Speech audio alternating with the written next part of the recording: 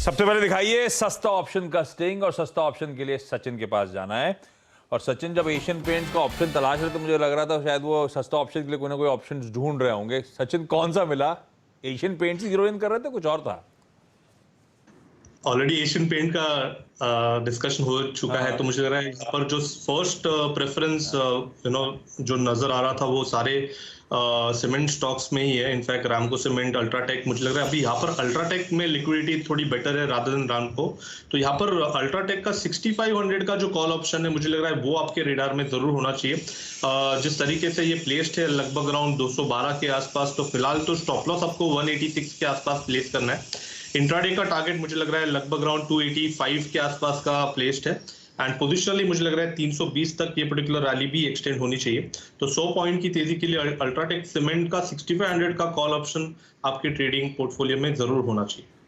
भाई साहब, एक और सीमेंट स्टॉक इस बार है UltraTech cement. Even Ramco radar पे था लेकिन अल्ट्राटेक प्रिफर्ड पिक हो गया। इसका 6500 का कॉल खरीदने का मान 212 पे मेंशन, 212 पे स्क्रीन पर है। ये जा रहा है 285 और आगे चलते हुए शायद 320 तक। 186 के लेवल्स पर अपने स्टॉप लॉसेस प्लेस करिएगा।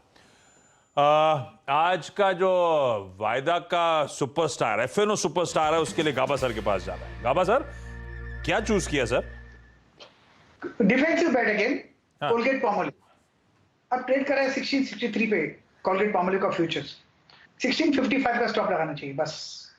अपसाइड 1680 के पॉसिबिलिटी है, तो कोलगेट पामोलिव पर ध्यान देना चाहिए फ्यूचर्स पर on the long side. Palmolive defensive defensive इसीलिए बार बार क्योंकि सिप्ला भी गावस्कर ने खुलने के बाद डिफेंसिव के तौर पे मेंशन करा था, और अब कोलगेट पामोलिव आपकी स्क्रीन पे। यह है आज का एफएनओ का सुपरस्टार। 1663 पर ही स्क्रीन पर इस समय आपको दिखेगा।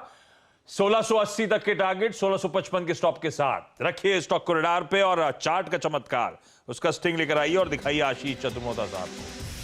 चतुर्मोता साहब, क्या है रडार पे? आशीष जी, मुझे लगता है कि जो पूरा क्यूएसआर थीम है ये बहुत ही प्रॉमिसिंग ट्रेंड के अंदर में हमें नजर आता है। और इसमें जो स्टॉक्स हैं, जुबिलेंट फूड, सफायर और देवयानी, ये पूरा बास्केट ही मुझे काफी पसंद आता है। अगर से चॉइस मिले तो ये पूरे बास्केट के ऊपर रिकमेंडेशन दूंगा, बट अगर से एक इंडिविजुअल पिक इसमें आज लेना हो तो मैं जुबिलेंट फूड के साथ जाऊंगा, जहां पर पे कंसोलिडेशन काफी अच्छा पिछले कुछ महीनों से हो चुका है। और मुझे लगता है एक डिसाइसिव ब्रेकआउट के लिए जुबिलेंट फूड यहाँ पर तैयार हो चुका है। तो 615-16 पे इस समय स्टॉक ट्रेड कर रहा है। 605 का एक स्टॉप लॉस लगाना चाहिए, और मेरा मानना है 650 के लक्ष्य बहुत ही शॉर्ट टर्म में जुबिलेंट फूड के स्टॉक में देखने को नजर आ सकते हैं। पूरा का पूरा क्यूएसआर थीम फोकस में, सब अट्रैक्टिव, लेकिन आज अगर एक सिंगल आउट करना हो, चुनना हो ट्रेड के लिए, तो वो है जुबिलेंट फूड वर्क्स। 605 का स्टॉप, 650 तक की कर रहा है तैयारी। एक डिसाइसिव ब्रेकआउट की कर रहा है तैयारी ये स्टॉक।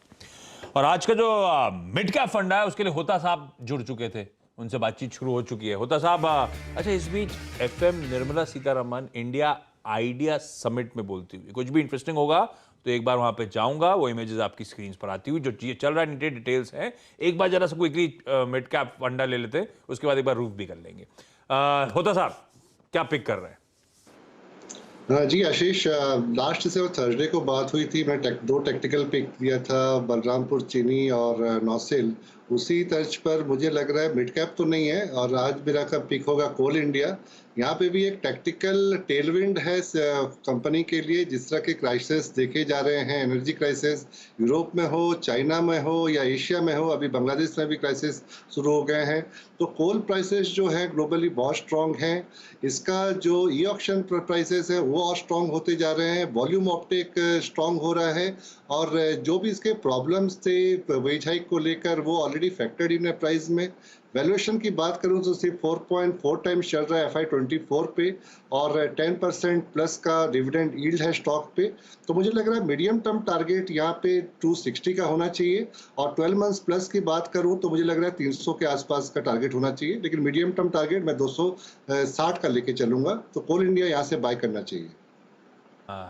तो आज मिड कैप नहीं है, लेकिन एक फंडामेंटली स्ट्रॉन्ग काउंटर आपकी स्क्रीन पे। अभी इससे पहले मयूरेश से भी स्टॉक पे बातचीत हो रही थी, यतिन ने ब्रोकरेज रिपोर्ट भी हाईलाइट करी थी, कैसे वो ईएसजी की जगह नॉन ईएसजी कंपनीज की तरफ चैनलाइज हो रहा है पैसा, क्योंकि इनमें आउट परफॉर्मेंस नजर आता है आने वाले समय में। स्टॉक अच्छा मूव दिखा भी रहे हैं। कोल इंडिया होता साहब का preferred trade. Quickly wrap up कर रहा हूं। सस्ता ऑप्शन सचिन की तरफ से था अल्ट्राटेक सीमेंट, 6500 का कॉल हम लोग राइड कर रहे हैं। 250 पे आ गया, 212 पे मेंशन था मेरे ख्याल से, 285 320 के टारगेट्स के लिए। वो 212 पे स्क्रीन पे लगाया था डायरेक्टर साहब, हो गया है 250 के आसपास के लेवल। इस बीच पता नहीं कुछ हाई और काटा तो अलग होगा, लेकिन अच्छे खासे ग्रिप में वो ट्रेड आता हुआ, बढ़िया ट्रेड आपकी स्क्रीन पर 255 के आसपास ट्रेड। एफएनओ का सुपरस्टार गाबा सर की तरफ से था कोलगेट पामोलिव, डिफेंसिव प्रेफर कर रहे थे, 1663 पे मेंशन, 1669 पे आ गया है, 1680 के टारगेट्स लेकिन अभी भी राइट। तो बढ़िया दोनों ट्रेड्स ग्रिप में आ चुके हैं। चार्ट का चमत्कार आशीष चतुर्मोता साहब की तरफ से क्यूएसआर थीम की सबसे प्रेफर्ड पिक जुबिलेंट फूडवर्क्स, 616 पे मेंशन, 605 का स्टॉप, 650 तक के टारगेट्स के लिए यहां पे अप्रोच किया जा सकता है। एक डिसाइसिव ब्रेकआउट की कर रहा है ये स्टॉक तैयारी। और अभी अभी होता साहब ने एक फंडामेंटली स्ट्रॉन्ग काउंटर हाईलाइट करा है, वो है कोल इंडिया, जिसमें आप चाहें तो इन लेवल्स पे एक्यूमुलेट कर सकते हैं। इस बीच एसीसी का 2400 का कॉल दिखाइएगा। अब वो अपने ऑलमोस्ट टारगेट